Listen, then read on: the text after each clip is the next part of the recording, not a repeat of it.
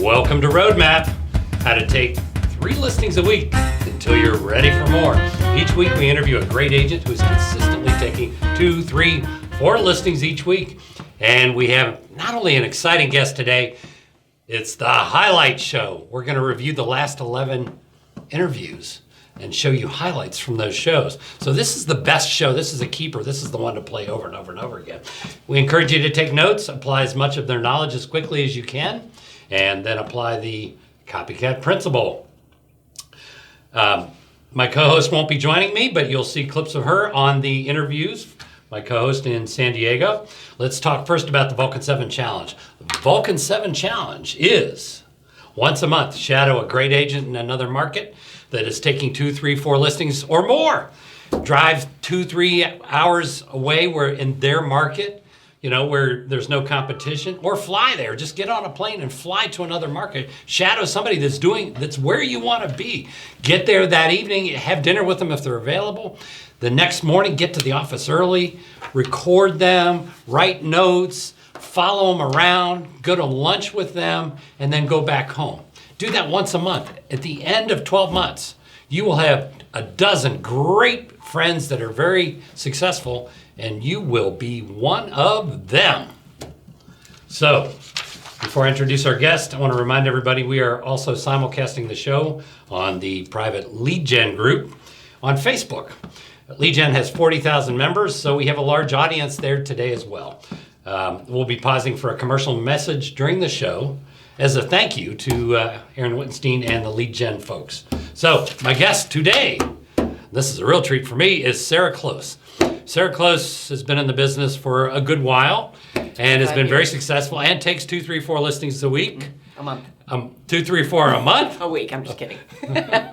I'm sorry, you have to leave now. I know. She's been doing it for many, many, many years. Has been very successful. And you own a few real estate offices, market centers throughout the Cincinnati area. How many agents? 600, somewhere around there?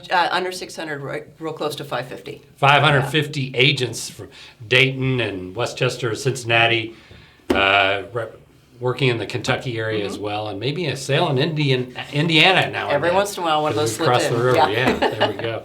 So it's a real treat. You bought investment property. You're doing a lot of wonderful things. You have a great life because you went to the listing side of the business. The listing side of the business is where it is, for sure. And she's been coached by some of the best. Including him. Oh, really? Oh, yeah. That's including him. Yes. So, and many, many, many great coaches, and you're still involved in a coaching program and really sharpening those skills. Absolutely, yes. So, having Sarah here today is a real treat as we go through the last 11 guests, because she's been down the pike and knowledge in all of these areas. So, let's jump in. Our first on our pilot show, I guess that was 2.5, 3 months ago, was Shad McCarthy from New Orleans. What's interesting, Sarah, when he went to that market, and I think the average price was like 180, 200,000, something like that back then.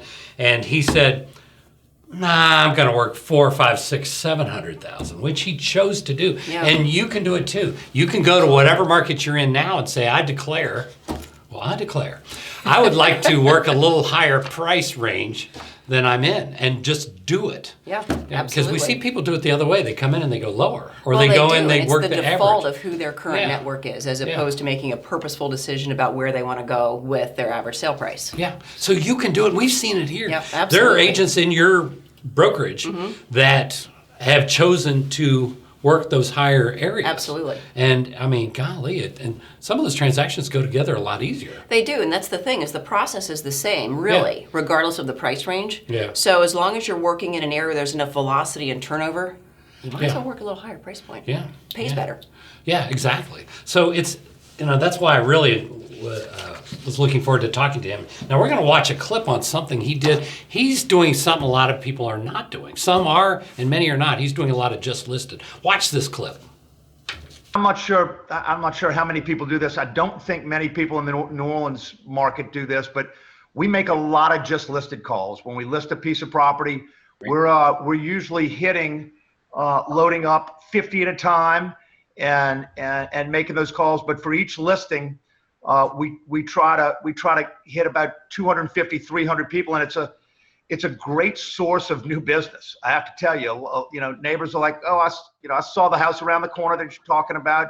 We may be interested in selling, or we've got friends that are moving, that want to move to the area.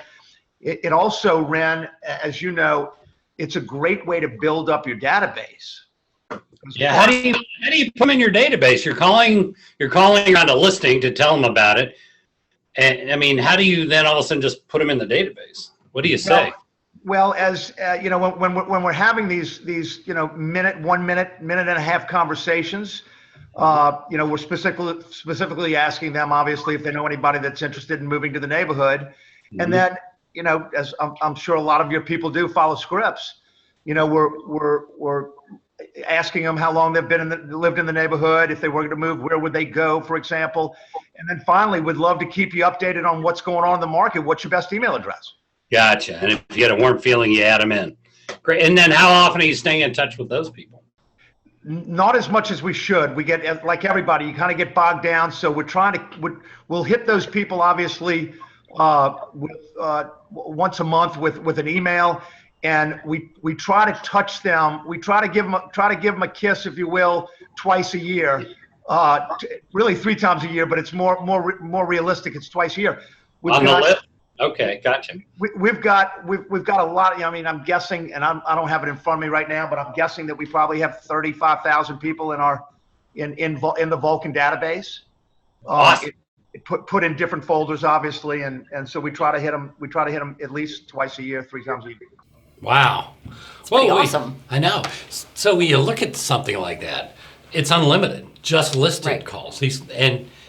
Those are usually well received because you're hawking your own listing. And he's doing 2 things simultaneously. Talk about leveraging your time. So first of all, he's delivering a huge service to his client by actually getting out there and proactively selling the property. It kind of takes care of the "what are you doing for me" question that sellers will give you every once in a while. Better than open house. Exactly. And secondly, he's building his community. And as we've all been told, as we develop in the real estate business in the years to come, our understanding is that community that we're in constant contact with is going to be an even more important source of our business as we move forward. And adding them now and delivering value to them now is a big deal.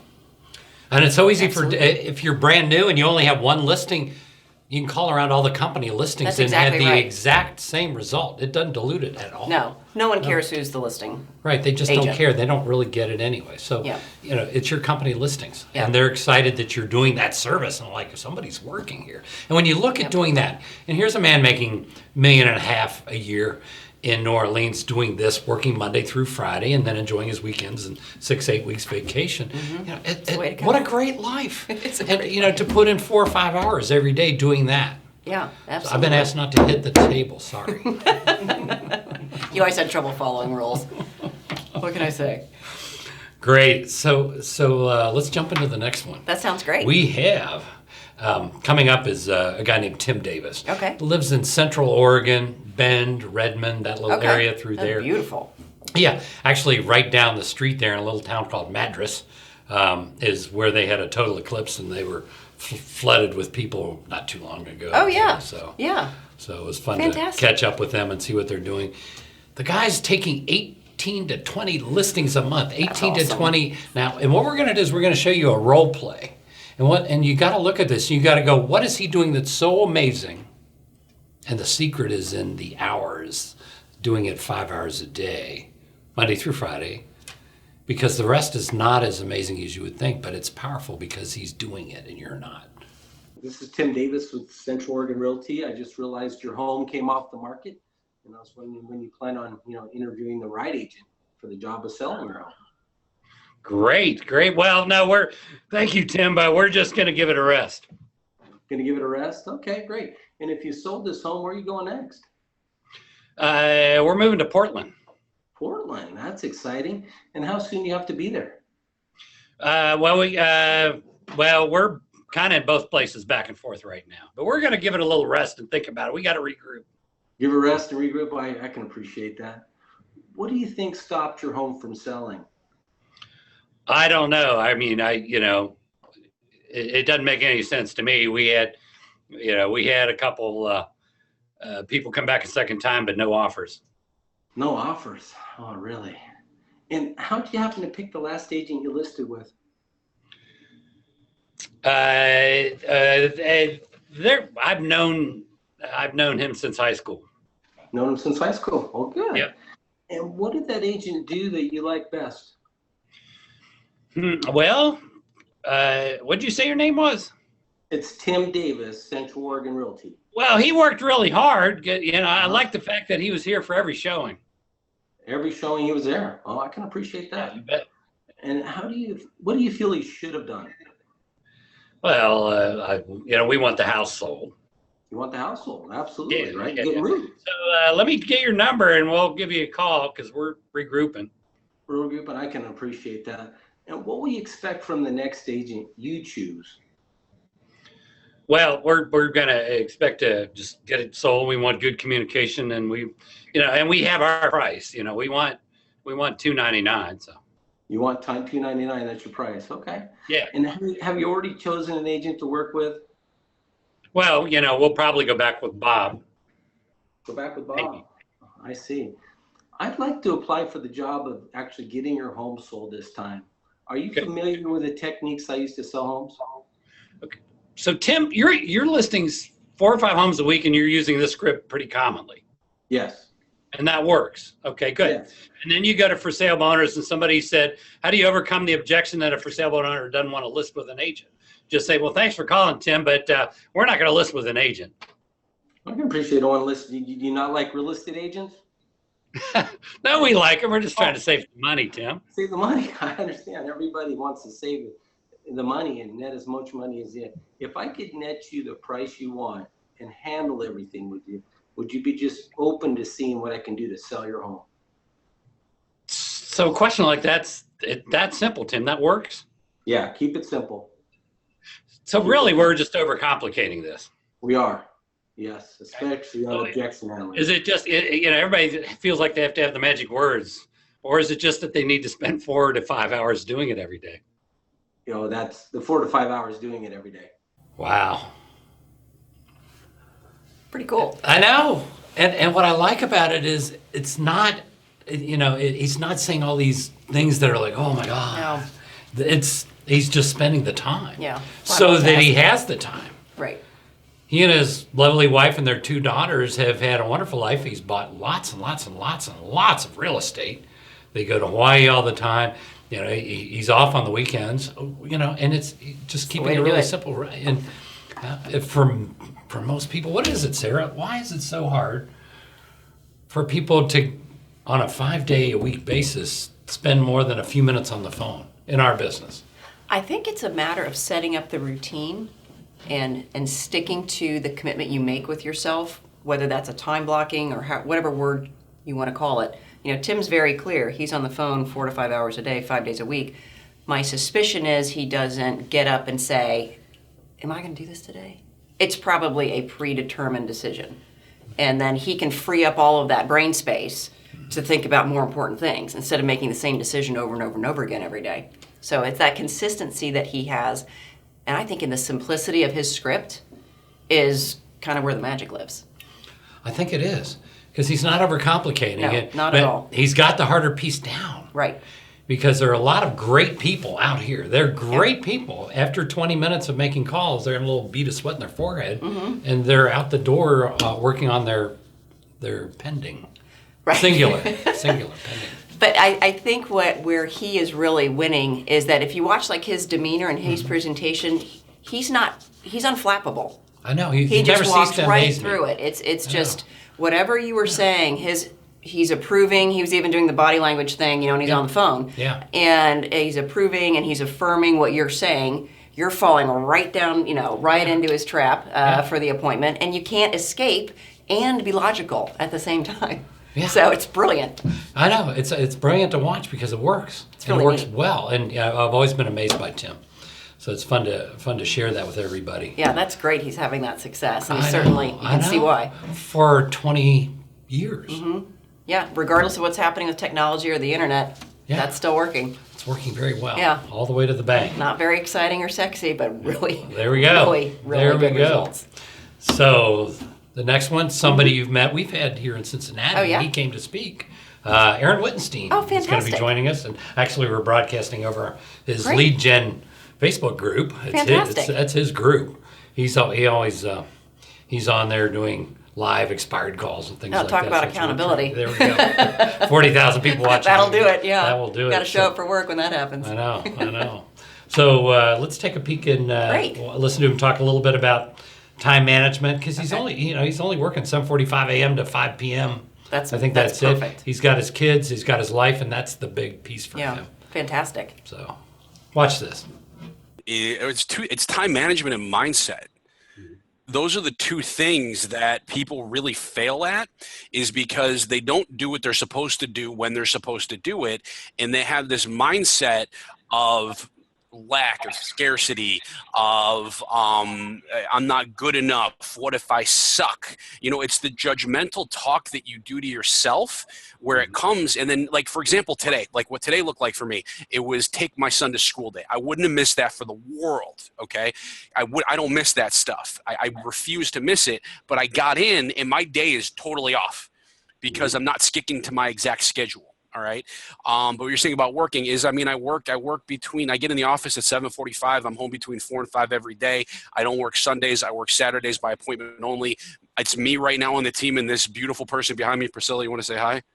She's the better looking version of the team. And, we have a VA. So it's the three of us. And we're doing this year, we'll do 25 million. So, but it's all up here. And so when you say you kind of get off in the mornings, like today you're a little bit off, so you have a very regimented morning routine. Extremely. Can you go through that with us? What's that? Can you go through your morning routine? Of course, yeah. How crazy do you want it to be? Crazy. I wake up at 5. My alarm goes off at 5. My wife yells at me at 5. It will 1 for the alarm going off. I go I'm working on getting it towards this. Okay, I'll tell you what it is, and I'm working on getting it towards it. So I wake up at 5. I go in. I'll leave that 15 minutes to your imagination of what happens. I will go upstairs. What I'm working on is a little bit of meditation. Haven't gotten towards it yet, but I'm trying for. I write out 3 things that I'm grateful for, 3 things that I'm going to be intentional for the day. When I write intentionality, and I'm sorry if I'm talking so fast, let me slow it down. The intentionality is to be able to just 3 things that no matter what, if I do these things for the day, I've had a successful day. Then typically I'm there at about 5:30. Have a cup of coffee. I steam my milk up because I like it steamed. I like steamed milk. I sit down. I clear my email box out.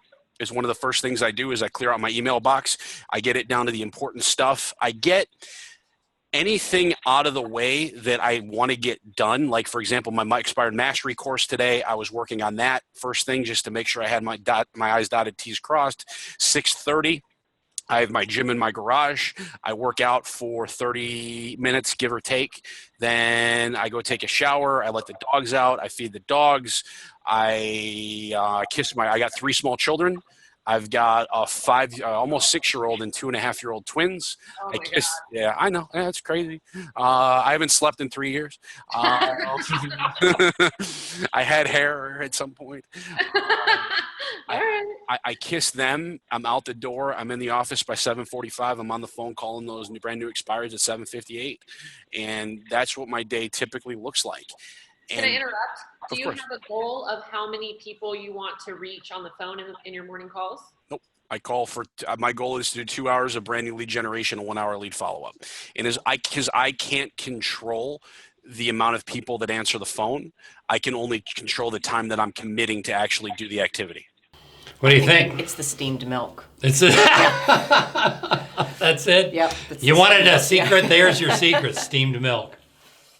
Well. No, I think he said it very well. He has a very simple but predictable morning routine, and that's what enables him to get the important pieces out of the way. And having the 3 items he's really intentional about in his day, so you can have that satisfaction of actually winning the day, regardless of whatever else gets thrown at you.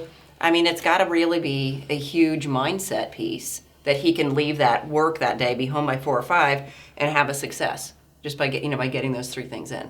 Makes a lot of sense. Exactly. And routine, the magic word of routine, Right. Is an unconscious activity. If you do it steadily, it pulls you. A routine pulls you. Right. A to-do list, that's a lot harder. Right. And doing it first thing in the morning. What do they say? From the time you wake up until noon, that's the part we can control. Right.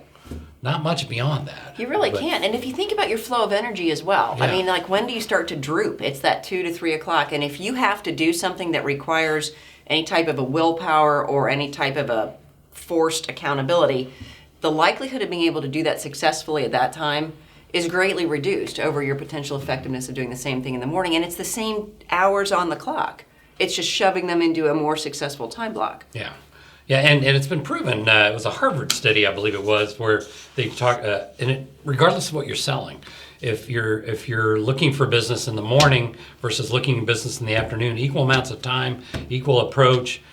The math came out that looking for business in the morning yielded almost exactly twice as much Wow. as the afternoon. That's amazing. So I know it feels like that. It's interesting to know that it actually is that. yeah, it is true. Yeah. Apparently, that's been proven. That's So fascinating. It's fun. Yeah. That's fun. Feels good to get it done. That's for Yes, sure. yes. And then you go to lunch and all the hard stuff's Yeah. behind you. As as Gary Keller says, eat your vegetables first, something like that. It's all good. Yeah, Brussels sprouts or whatever. So, we have got 2 clips of our next one, and homegrown. Let's roll it. You shocked me the other day. Oh, And I want that's hard. I want you to kind of tell them a little bit about. So first, to put this in context. How old are you now? 37. 37 years old. And I said, well, where do you want to be 5 years from now? And you said, I'm going to be retired. I am going to be retired. And I'm like, how does that work? And you said, Well, with investment properties. and So how I many started do you buying. own? How many do you own? Well, I started buying in 2010, and so now I own 31 units. 31, and they're almost all paid Almost for. all, yeah. They're almost all paid for. Another 5 years of accumulating property. Yeah, that's why I live in a crappy house so I can buy investment properties. And that's another story too. We've had fun with that. I teased her about the house she lived in. She went out and bought a big one. But so Yeah. okay. So that means you're going to retire. And then I turned that one into an investment property. So I'm back to a small one. She keeps going back and forth. But I mean, look at it, folks. If you are this focused at 42, you can have unlimited passive income and go have fun. Now, I Right. don't know what will happen at 42. I know what she's like. I can't imagine her sitting on the front porch. Well, No. we'll see. We'll see what happens. She may get a little greedy, but we'll find out. So Doubtful. Probably more properties. more properties. Yeah. Many more properties. Well, Gotta love her. I mean, yeah. And she's right here I in know. your company. That's all good. That's a wonderful thing. It is a wonderful So, thing. real estate people have successful listing agents who list property, have a great opportunity to buy property. They see the deals, they know the best values, they opportunity. know stable neighborhoods versus, the neighborhoods that may be, Right. moving up and down. Right. It is the number one thing that an agent should be doing with the money that they're making in the business is reinvesting it back into the product that we're selling. I mean, it does 2 things. It having the access to that inventory, frankly, as soon as it's available, if not before, it really puts you in an excellent position to be able to make great decisions. Obviously, taking care of your clients first and then taking care of your family. And secondly, there is an authority that Murtland has now when she's speaking with other investor clients because she's doing what she's asking them to do. And I think that makes her very effective when she's consulting clients about making investment in real estate. Because she She's does done it herself, yeah. Right, Yeah, she speaks to it firsthand. absolutely. Neil Schwartz, and Neil Schwartz does a little outline with real estate agents and shows how you put down 20-25% on, and then with 15-year money, not 30-year money, 15-year money, you get something that is paying for itself.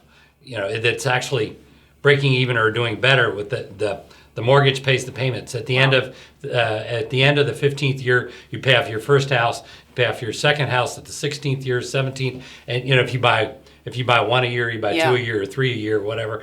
And he showed how many millions of dollars at the end of a short period of time. You have several millions of dollars. Right. You have permanent income You do. for life. Yeah, and You people own always all need a these place to houses. live. Yes. People always need a place to live. That's right. Yeah, and we get to buy them at a 3% usually discount.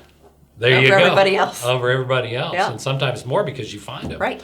You know, so a lot of times save 6%. Oh, yeah. So the you're picking them accumulation up effect wholesale. is a good thing. Yeah. So if you're not buying properties, Yeah, kind of missing the boat. buy properties.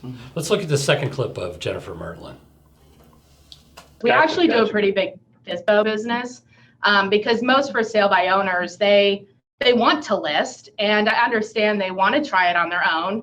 And I just say, I've seen this movie before. I know how it ends. And may I share with you how it ends? I like that. But they're just follow up. They want to try it, and that's fine. But we know that they will, within 4 weeks, they will end up listing with an agent. And I want it to be us. I just like that clip. It was the energy. Yeah. She's great with for sale by owners. Well, that's exactly how she is on the phone, too. I know. Yeah.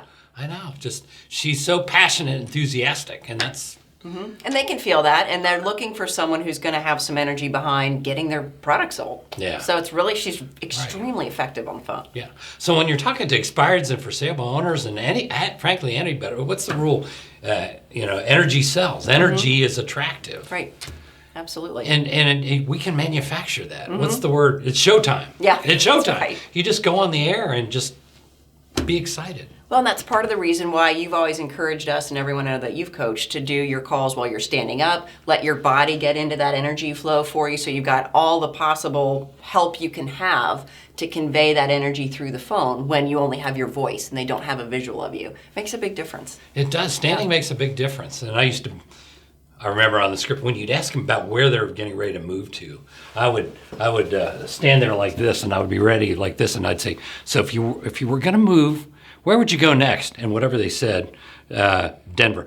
Denver! I would pop up just to shove as much energy into the phone as I could. They can feel it. They can feel that, and nothing more exciting to get them to open up Right. than being excited about where they're moving to. Right. When you look at expireds and FSBOs, selling the home is secondary. Where they're going is what they're excited about. Exactly. And what I think Jennifer does really well too is she is very good in her follow-up. And people want to, what do they say? People want to look good and be right. And she's not making them wrong in that call. Not at all. She's simply embracing what they're doing and helping them hopefully move through that decision process to get with the agent just a bit faster, because it is going to happen. The movie's been played. So. I know, and it's so cute. And she's so playful, you just want to invite her over. Well, come on, you seem to have a lot of the right things to tell us. Come on over. Oh, good Yeah, deal. she does a great job. I know. It's a wonderful thing to have her as part of Absolutely. Your market I remember center. recruiting her. That was a long process. Yeah? I had to follow up with her like a for sale by owner. Give it up. Give it up. Good deal. Well, we have another treat. Someone actually, Kari Kohler and her husband came and shadowed you. Yeah, that was fun. Watched you prospect, That was because you fun. do an amazing job of prospecting. He drove from Chicago to Cincinnati to spend a morning watching you. That was a good day. Yeah, well, yeah. He was a good excited day, about yeah. it. So anyway, we'll take a look at Kari Kohler, all about accountability and objection handlers. You had 2 Google Hangouts with all those little matrix of people doing what you're doing all across the country. 2, not just 1, but 2 sets of Google Hangouts with bunches of pictures of a whole bunch of you making calls. Yes, and it's so much fun. There are people from across the country. There's a bunch of Chicago people on there, which is fantastic. And then there's people from across the country, all coached by different coaches. So they all have a little different perspective on how they answer objections and how they go through their scripts. But what's so much fun about it is I can hear their objection handlers, and then I can just scribble it down, and I can use it. I can modify it. It's also a way to keep the energy flowing, because if you're gone from the screen for more than 5 minutes, somebody's going to be like, Kari, Kari, Kari, and I can hear them when I'm walking through the office, like screaming at me to come back to the screen. So, and then if we're not on there, they're calling me or texting me and saying, where are you? So it's a major accountability and a major learning experience. And then, if I get a seller on the phone and I don't want to have that background knowledge, all I have to do is mute it for 3 minutes and then jump right back on. So it's an awesome way.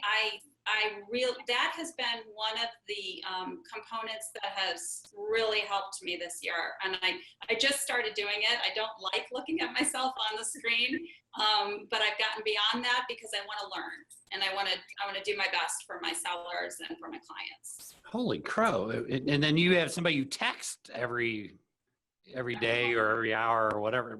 What's that about? That is just, luckily it's with a driver, because I happen to be a driver myself. So it's just a few phrases. Have you started? Yes. Did you get a qualified listing appointment? Yes. It's no, how's the family? It's none of that. It's just, just get it done. Well, pretty cool. Talk about accountability. Yeah. When you have like a couple dozen accountability partners and somebody texting you, whoa. Yeah, that's pretty cool. That's pretty cool. And she's able to get that information so quick, like she was saying about the objection handlers. Yeah. It's like speed dating for learning scripts. I mean, you get all of that at once, which is really cool. Yeah, you're sitting there tuning into somebody else making a call and like, oh, that was a good one. Yeah. Ooh, I like that one. I love that. Yeah. I think that's a great idea. Yeah. And you get to hear how people use the scripts too, because there's obviously a lot of similarities in all of them. Yeah. But sometimes when someone just puts a little more emphasis or inflection on one point, it's like, oh, that came across differently. I can benefit from that. So that's pretty neat. Kari's amazing. It's just fun to watch the business that she's built over the really last cool. several years. It's first class. That's first neat. class, and she's going about it in the right way. I mean, there are going to be so many cases where we wake up, we don't feel like doing Right. it. It happens to the best of us. Almost every day. I don't know anybody who really wakes up and feels like. And if you surround yourself with that much accountability, can you imagine if she had 24 people all like, Kari, where are you? Hello, 24. Yeah. That's awesome. Golly. That's very cool. All right, so this next one's a treat. Okay. A lot of fun. We had her on. Actually, we had Kari. Mm-hmm. We interviewed Kari for the company 4 or 5 years ago. Yeah. And this next one, we interviewed her 5 years ago also. We're getting old, right? I know. Do you know she's 29 now, and she was 24 at the time. Oh, wow. She's now 29. Oh, I know who this is. You know who this is? It's Gordon Watson's daughter, Breann Llewellyn. Let's watch. Great. How do you keep a positive mindset after getting off a bad call? I actually yesterday had a bad call. And I mean, this guy was cussing me, calling me all kinds of names and combinations I probably haven't been called before.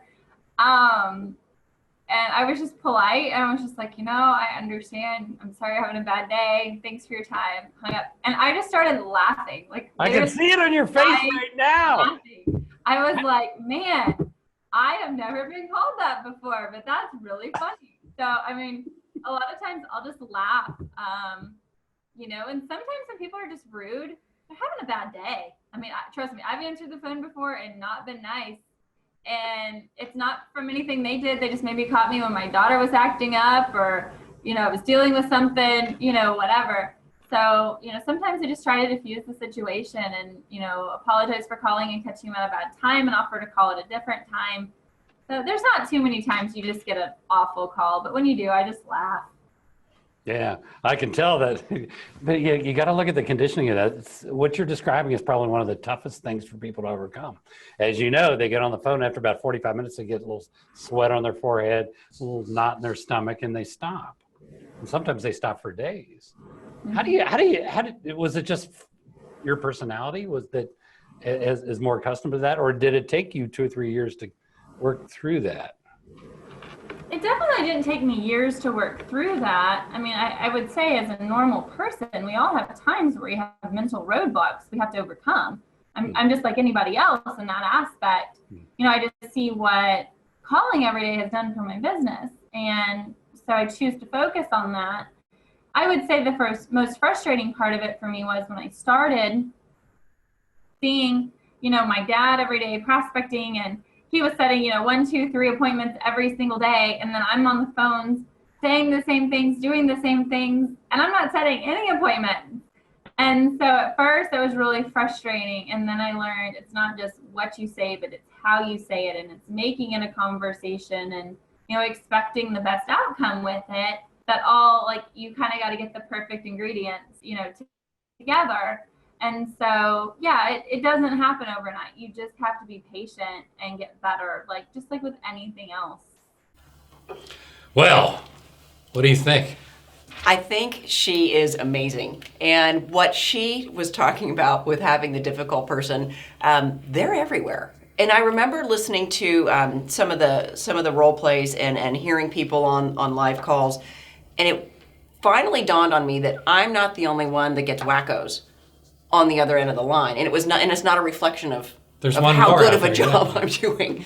And I think if you can go into those calls with an expectation that you're likely to hit a wacko, I don't think you can get derailed quite as easily if you're expecting it. I've never seen anybody that detached. Yeah. Because, I mean, there's, even years later, every once in a while I had to go shake one off.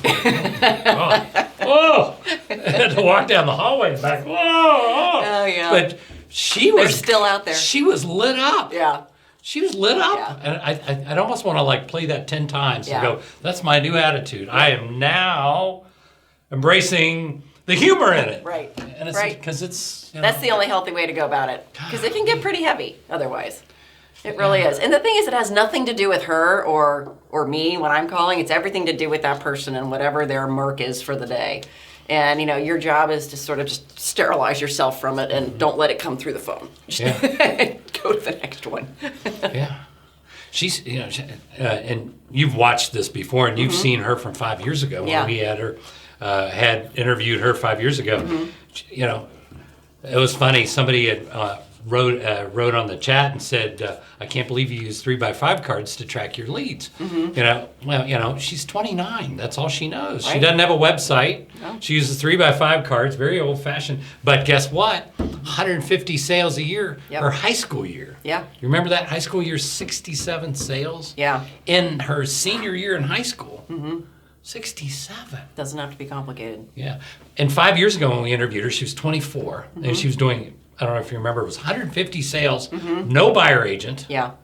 2 assistants, no buyer agent, 150. Mostly sellers. I mean, I asked her if she had a sleeping disorder. Yeah.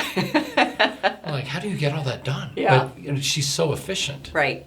Well, she's only showing 1 or 2 buyers a house when she's actually getting them into the car when the rare times that she does work with buyers. Yeah, they're homeless. And she sold their house, so they're making fast. And they were all pre-qualified sellers. When she's going on the appointment, as she was saying, she'll set more appointments than she actually goes on. And it's because she's really getting granular in that pre-qualification process, which enables her to use her time really effectively. She's not driving out to a house where someone's not in a position or doesn't have the right motivation. So she's walking into that listing appointment knowing what the landscape is. Yeah. And it makes her that much more effective. 93% of the time she takes the listing. So that's heavy pre-qualifying. Yeah, for sure. Pre-listing package, pre-qualifying questions. So she's in and out 15, 20 minutes. Yep. She can take 2 or 3 listings in a day, right. in an afternoon. Yeah. And then get on with her life. Yeah, so impressive. Yeah. So impressive. Yeah, Highly she's efficient. fun to listen to. See what we'll do this again 5 years from now. Yeah. See, she'll be 34. Right. See where that goes. Yeah, that's all good. Fun to watch. All righty. Let's. Who do we have next? Chicago again. All right. Back to the Windy City. Back to KW too. Right. In this case, from back and forth from a lot of different cultures here. Ron Wexler.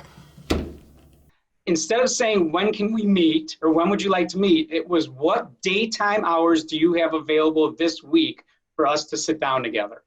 Perfect. What daytime hours? So I just eliminated weekends and nights in my question. Because if I say to you, when are you available? You're automatically going to say, oh, we get home at 6 o'clock and blah, blah, blah.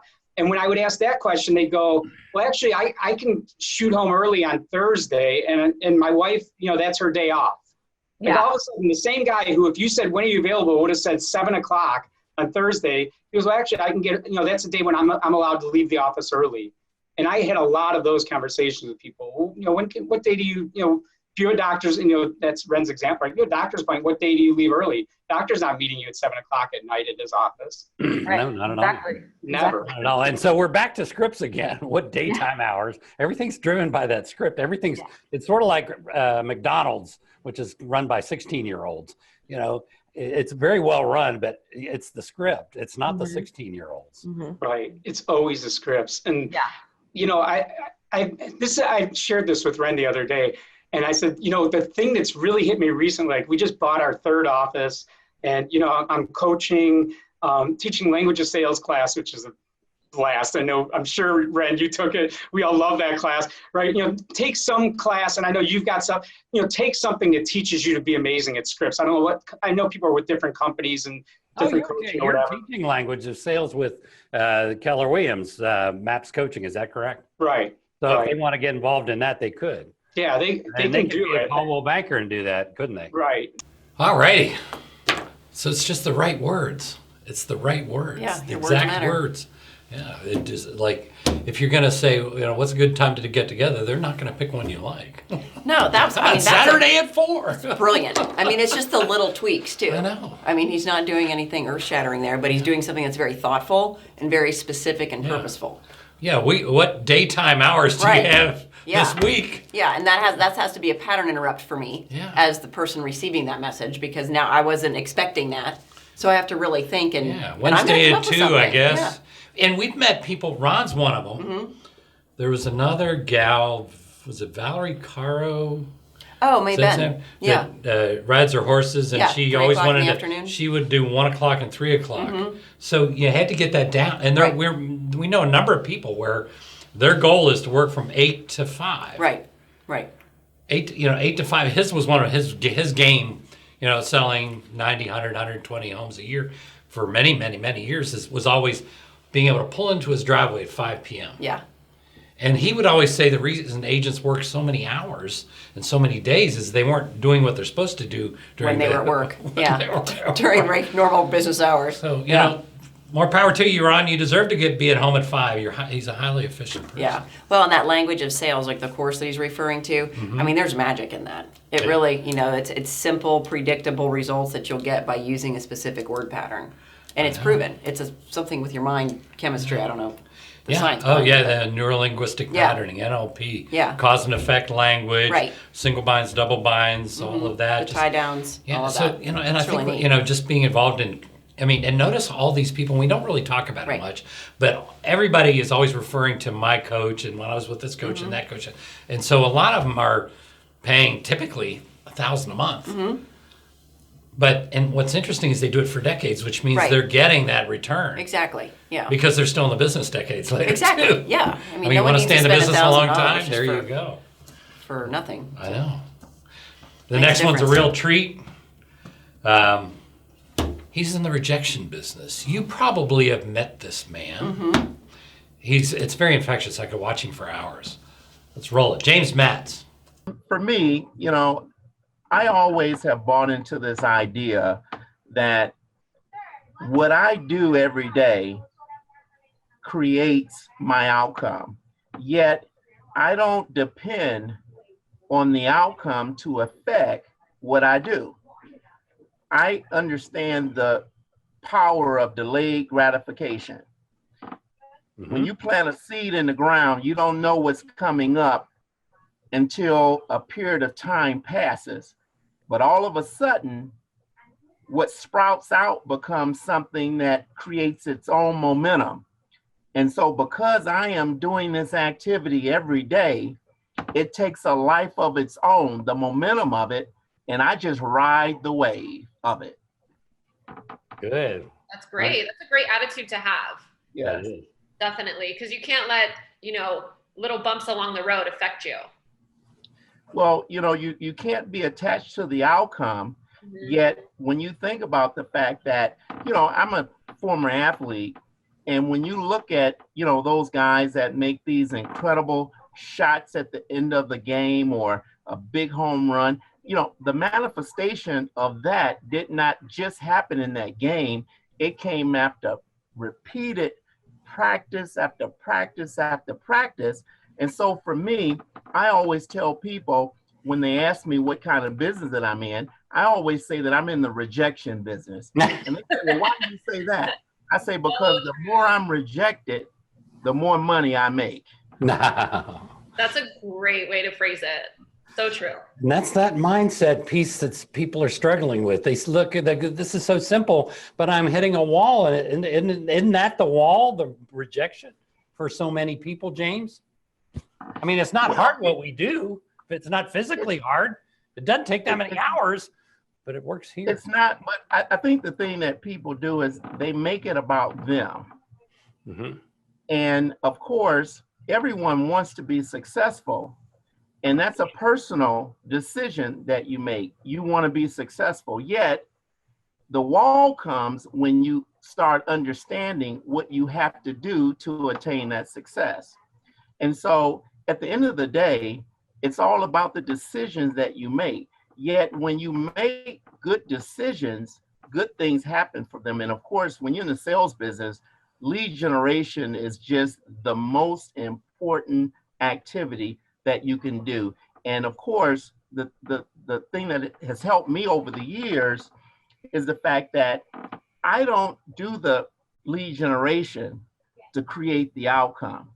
I do the lead generation so that I can do the lead generation. It's all about the lead generation. The outcome, again, takes a life of its own.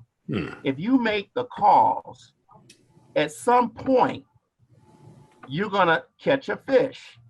Just because you put your line out in the water doesn't mean you're gonna catch one.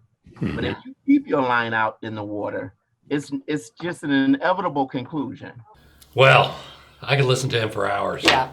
He's got a very convicted manner of speaking. I know. Yeah. Delayed gratification, that's hard for Americans. We don't like that. We want it now. No. We want to sit down at a piano and within like about an hour, right, play. Yeah, be ready to go to Carnegie Hall. I know. Doesn't really work that way. No.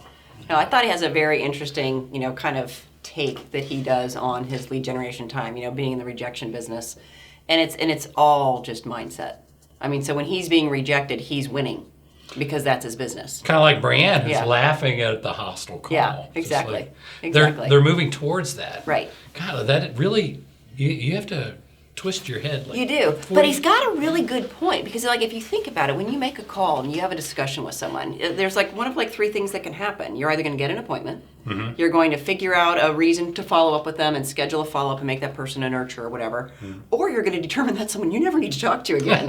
And all three of those are really okay, So you can win really any way you set up the game. So, there we go. Yeah. I like it. It's pretty cool.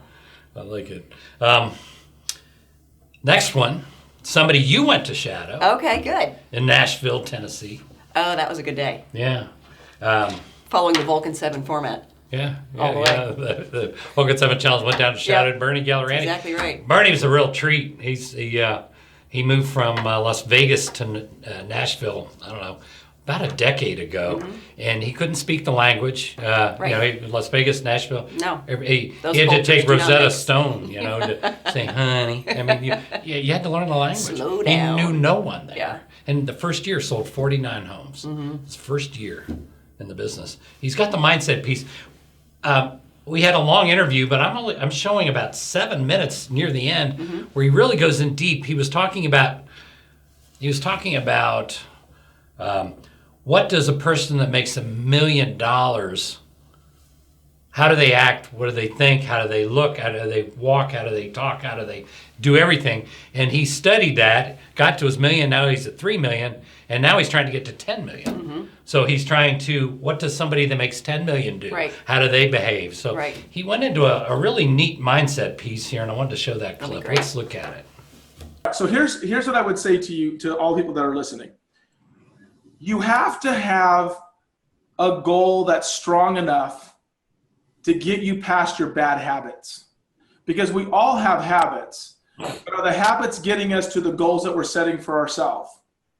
And these habits have been ingrained in us for so long because it's how we've been behaving, that you have to identify that that's a bad habit and that you're going to work on making that habit better. It's not going to lay down for you. It's not all of a sudden just going to go away. It's something you're going to have to conquer in time.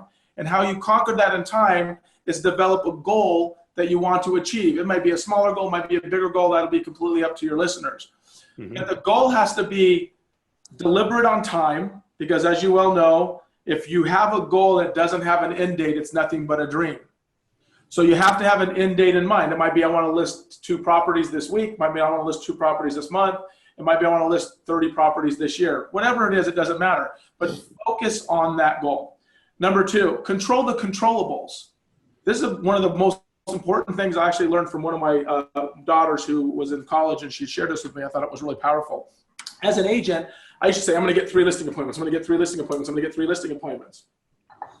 And then if I wouldn't get 3 listing appointments, I go, crap, I didn't do my job. Why didn't I get 3 listing appointments? And my daughter actually said to me one day, she was in college, probably a sophomore or junior in college, and she says, why don't you work on the controllables instead of focusing on the things you can't control? I'm like, well, tell me what that means.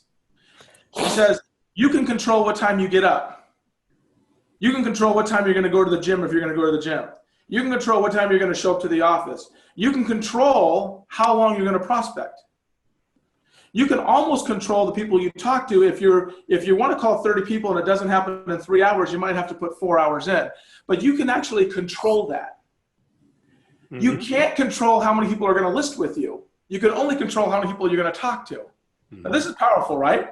Very. Realizing, okay, well, my goal no longer is how many listings can I take. What I'm going to do is I'm going to back out how many contacts I have to make in order to take 5 listings a week. And then I'm going to dedicate that time to that number. And if I dedicate that time, then the listings will come. And if they don't show up, here's my win. You got to count your little wins every day. So if I show up at the office at 7 o'clock, I just won.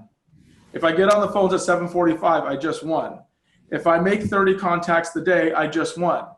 If I do the things that I can control and I win, the listings will always show up. So that is how I've lived my life the last few years, which, by the way, has exploded my business. So control the controllables. That's the key thing. Control the controllables. Wow. As far as the goals go, find things that excite you, right? So about 3 or 4 years in the business, I was feeling like I knew it all. I was tired of prospecting. I wanted, I wanted to make a lot of money, but didn't want to work that hard for it, right? Mm-hmm. How do I become a millionaire and not have to prospect on the phone all day long, right? It's one of those conversations. And so I actually had considered getting out of coaching. A lot of people don't know that. And not only had I not decided to get out of coaching, but I kind of started creating an ally for other people that believed like I believed. And I was the ringleader saying, God, aren't you tired of this crap? Aren't you tired of doing this all the time? Right? And so one day I stuck in an audio tape. Mike Ferry was talking on his audio tape, and it talked about this same issue, about how your mind will prevent you from being successful based on all the ways that you typically think, and that you have to keep conditioning yourself. You need to get bigger, more desirable goals. So I cut out a picture of an Aston Martin, because at that particular time I wanted an Aston Martin. So I cut a picture and I put it on my dream board, and I looked at that thing for about 4 days, and I pondered this Aston Martin. Do I want to work that hard to have it? Why is it important to me? And I started thinking about the $200,000 car that I wanted to buy. And I thought the only difference between me and me sitting on in that car is the crap that keeps going on in my head. And if I can remove that crap out of my head, I'll have that car, right? So I made a decision that day that I was the problem.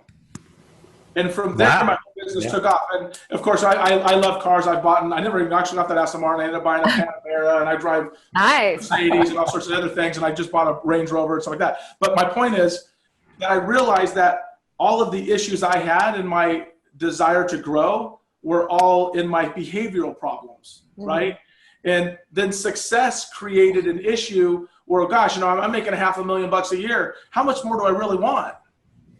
How much more do I need? Why don't I sit back and throw my feet up and just enjoy my life? And so they're like, well, that's not going to get me to $1 million, right? I mean, these are things that losers say, in my opinion. I know, and you make a lot of money now, and I know you enjoy your life. I see it. Oh, I have a great life now. And actually, it's interesting is I make a lot more money than I used to, and I don't work really any more time. True. But when I got my mind right, my balance right, my focus right, my energy level was right, my attitude is right, and so I'm working on what I tell myself every day is total domination, and that is, unless I own total domination in my marketplace, this is my mindset. No, this is not an ego statement. But unless I have total domination, my wife said to me on something we were working on, she goes, I don't understand. When is enough enough? Here's what I said. The dream was given to me. I don't expect her to see it. Right. Because the dream wasn't given to her. the vision was given to me. And in my vision, it's, why can't I make $10 million a year? I'm not working any harder to make 3. I'm working harder than when I worked harder to make 2 than I do to make 3. In other words, 200,000.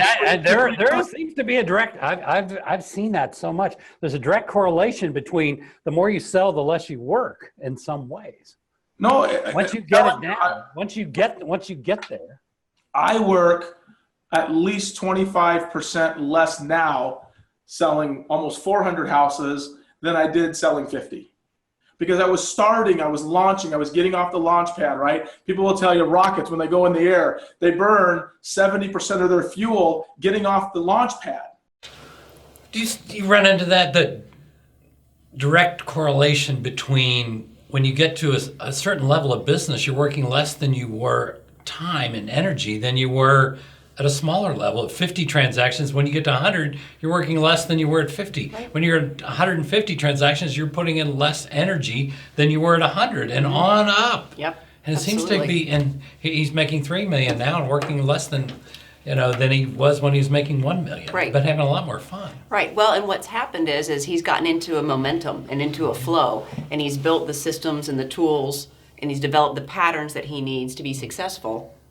So he's not figuring it out every day. He's just implementing and leveraging, and he's able to think strategically about how he wants to get these 400 houses sold versus when you're down in the weeds trying to get your first 50 figured out. Mm-hmm. And he's let that build and accumulate so that he's got a really successful business that's bigger than just any one person could be. And he takes complete ownership of everything. I mean, it's the junk in his head. It's not an outside set of circumstances that is responsible or preventing him from having his success. He owns all of it. Really neat. That clip, I mean, the last 25 minutes of his interview, I've played that over and over and over and over and over and over and over. That's episode 6 for any of you that want to know. Episode 9 for any of you that want to watch that. It's all right here, folks. Yeah. It's really. And there's no ego in that. No, not It's just about what he wants and what he's willing to do to get it. Yeah. It's really neat. Yeah, no, a lot of fun. We're going to go up to Jersey City. Patrick Southern. And Patrick's doing some interesting things. Patrick really is about, taking the value up that they are to a client, because a lot of agents are like, well, I'm trying to find something to list. And I can get you 3 actives and 3 solds, and we see what it's worth, and that's your value. Right. But he's taking the value way much higher to where he's really an authority on the market, and people like that. Let's watch. I also target people around capital gain landmarks, right? So like anyone who's bought a home after 2 years, in my marketplace, if they're above a certain price point, I don't call anything below 700. So anything that passes capital gains, I'll reach out to them, let them know, congratulations, you're past this point. When do you think you're going to be moving? Just you bring something of value during landmark. If someone rents out a property, you call them at the 2-year mark before they go into capital. Like there's creative ways to work a marketplace depending on what your market is. So you just got to find out, and not to sound too repetitive, like where the service you can provide that prospect is, and that call becomes a hell of a lot easier. Rather than, hey, I'm looking to do something, call them, say, hey, were you aware that you've passed this great threshold of capital gains? Do you know how that works? And they say, oh gosh, I didn't know anything about it. Right away, you're providing service. And you're the authority that they go to when they have a question like that. Right. Yeah. Right. So let's see. Robert's asking, how many deals do you plan on doing this year? Around 200. Okay. Amazing. That's how many listings did you take last month? October. October was a abnormally big one. I did 32. That's awesome. 8 a week. I love it. We had a good October. I did about 32 new listings. 32 new listings, and we did. I did 22 million in pending. That's amazing. So it was a big. That's great. So do you say you have a team in place? Someone's asking Robert, you have a team in place? What does that team structure look like? Shay's still your buyer agent? Yeah, very small. I think the teams are bullshit. These people put together. They make me crazy when someone says I did 200 deals, and you say, oh great, how many people on your team? They've got 50. An accurate number, So for myself, it's just I do listing side. my sister Shay does buyer side, and then I got another guy, Anthony, who does buyer side as well. And then I have a listing coordinator, a transaction manager, and then like a personal assistant that does it all. So you keep all the money. I mean, golly, if you had, some of these teams do get a little crazy, and it's a dirty little secret. They don't make a whole lot. Yeah. The ones that I'm aware of that I've investigated are running 15 to 20% margins of profit, which is fucking crazy. Oh, that's crazy. It's not good. No. If they're at that number, I know some that's worse. You're probably right. We keep, I keep, 90%. So that's great. We run very lean. Good. But yeah, that's about the total. And the biggest misconception about getting a team and a buyer's agent is, and this is my opinion, and you very well can disagree with it, is that a buyer's agent is a direct result of the inability to handle a business load to service it correctly. What I end up seeing is a listing agent or a team head buys buyer agents all over the place just to build a bigger team. The reason why I first got my first buyer agent was because I didn't have any time to deal with buyers anymore. So it had to happen. The reason I got a second is because we were busting at the seams with one. We had to get a second. Could I hire 15 more people to run around and do nothing? Sure. But is that really what we're supposed to do? Like, it's my obligation to feed those buyer agents with leads. Like that's my job, is to get them work. And not buy it off Zillow, not buy it off Trulia. It's to get them work. So we run lean because that's the way it's supposed to be. So you look at that and somebody typed in on the chat and they go, where's he getting the leads for the buyer agents? That would be 32 listings in the month of October. You sell their house, they have nowhere to live. Yeah. They usually don't live in two. He had to get a second buyer agent besides his sister after a few years because, you got all these homeless people. I have nowhere to live. I'm sorry, I'm too busy. Somebody has to take them out and show them a house. So, 90% profit. Yeah, that's huge. 90%. 40% is good. Yeah. Or actually, 40% is amazing because most teams are operating off 55% expenses. And some of these teams, like he's describing, they're just nuts. There's a little bloat going on. I know. It's crazy. For sure. So, what a treat. Well, I think the fact that he's bringing to his clients an element of expertise and thoughtfulness that they aren't getting from everybody else. When he's making those calls and he's saying, hey, are you aware of this capital gains, et cetera, my suspicion is there's probably not anyone else in his marketplace. Yeah, he's got a real tight that. sphere. Yeah, because he's the go-to person, because he's the authority. I remember years ago, he always talked about that. He goes, I'm researching this, and this, and I'm telling the clients in my market about this, and this. And it just made him the authority. Right, exactly. And you want to go to the best. Yeah. And he says, he always felt the real estate agents really aren't providing the level of service they should, as far as the knowledge, being an expert. Sure. Well, you call enough expireds, you know that's kind of a common held thought in the marketplace as well. Yeah. So, yeah, I think he's onto something. I think you're right. Our last one, somebody right here in town. Oh, yeah? Yeah. In fact, they were thinking about coming over to your office, your company, and then I showed them where their office would be, and they said, nah. Oh, come on now. Somebody you've been courting for a while, as I, that would be really a lot of fun. In fact, we only want the fun ones. Yeah, there we go, because they're a real treat. Actually, they've been very, very, very successful here in Cincinnati. They're with a local company called Comey and Shepard, Sue Wahl and Sue Miller. They're known as the two Sues.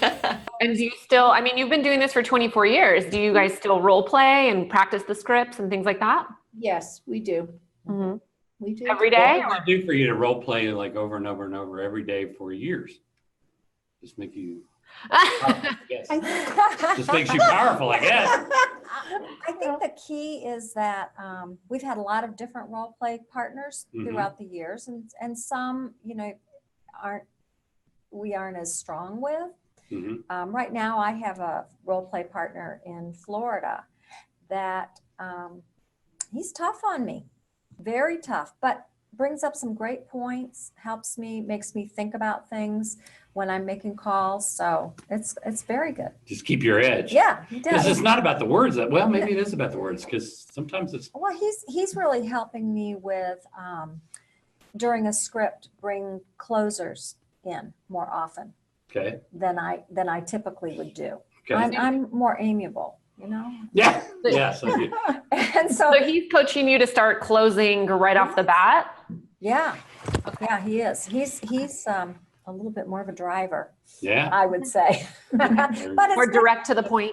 And he gets, on Friday mornings, boy, I'm on task. Okay. So it's good. It's great. Yeah. So you're hanging in there. You're closing a lot because when you look at people that are newer to this, I mean, look at the biggest challenges they have, and you know this, and we see this. You have, like in the city, typical expired listing. What do you think they get? 25, 30, 35 calls? Well, that's what the owner tells you. Yeah. You're the All right. 50th call. I know. So if they're getting 25, 30, 35 calls, and what I always find fascinating is they end up meeting with the same 3 or 4 people all the time. Isn't that interesting? Mm-hmm. So that means that you guys are a lot more persistent because what happens is the other ones lay down.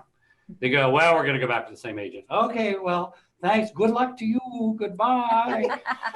But you have to be ready for that. Yes. You know it's a reflex no. Then you say this, they say this, you say this.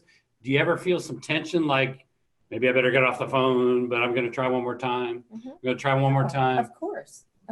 But you just keep at it and keep asking more questions, keeping them engaged. But what do you say if they're getting ready to hang up? They're like, well, I appreciate you calling. And did you have you say anything to pull them right back in? Do you have a little? Well, why don't we try to meet? Why don't we try to meet? You just go Wednesday right at 5. You would just go Wednesday at 5. Gotcha. Or would it be a problem if your house was sold in 30 days? Okay, would that Would great. that be a problem for you, Ren? Would that be no? So that all of a sudden I'm starting to hang up and I'm like, huh? That'll work. So do you know the things that I do to sell homes, Ren? No, what do you do? Well, I'll tell you what, I have time this afternoon at 4, or if tomorrow at 5 would be better, either time. Tomorrow 4. So now I'm busy thinking about the 2 times. Yeah, I'd love to come over and show you what I do to sell homes. Okay, all right, 4 o'clock. Very good. Then I'd go into a pre-qual script. Yeah? Just like that. Just like that. You would If you had time. If you had time, I'd ask you. Okay, I would ask. Good. It's that easy. I mean, they're very kind. And they get the deal. They get the appointments. They sure get do. the listings. Yeah. I mean, they dominate there. Yeah. They've they've taken 93 listings so far this year. Yeah, they're very effective. They're very effective. Taking 2, 3, 4 a week. Well, you can't be practicing every day for 24 years and not be effective. It's just time on the task. And, the 2 Sues are very learning based. I mean, I see them at seminars all the time. They're always participating in education. She's role play partners, everything else. I mean, it's you can't have that much of the right stuff going on and not get the results like they're getting. And they've got it, and they have a much harder position not being at your company. I mean, really. I don't know why they just don't move over. It'd be a lot easier. It's a lot more Now, fun. can you reserve an email address for them, like 2Sues@kw.com? I think we got that. We got that. Good. We got that covered. We really appreciate you joining us for the highlight show. We'll do it again in about 3 months. Great. And I need to sell some spots here. I need to, as a thank you again to Aaron Wittenstein and his Facebook group, Lead Gen, 40,000 people on that thing. If you want to get involved, go to facebook.com/groups/got objections, all one word. And he would like me to mention his program, expiredmasteryelite.com. If you want to, if you're watching on Lead Gen and you're not involved with Vulcan7, you can get a nice price on Vulcan7 by going to vulcan7.com/Lead Gen. And finally, and most importantly, if you've done your job, you role played at 7:30, you got up, you worked out, had a good breakfast, did some affirmations, you role played, you got on the phones and you prospected till about 11:30 or 12, returned some calls, went to lunch, get a big spoon. Get some good Grater's mint chocolate chip ice cream. make sure to get some now. Is that what keeps this place running? That's what keeps us, they keep the lights on for us. So if you don't live here in the area, obviously you have to go to graders.com and look up where you can buy it in your market somewhere in North America, right down the street. Good stuff. Anyway, thanks for joining us. We'll be back next week with someone else, just like Sarah.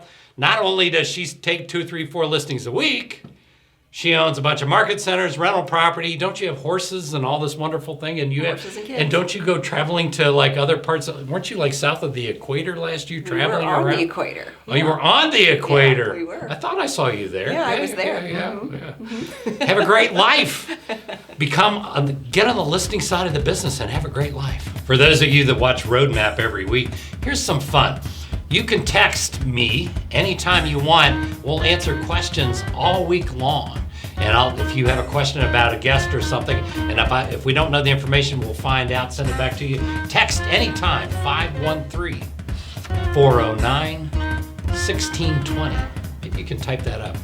513-409-1620. Feel free to text anytime, anything related to the Roadmap show and getting better at what you're doing.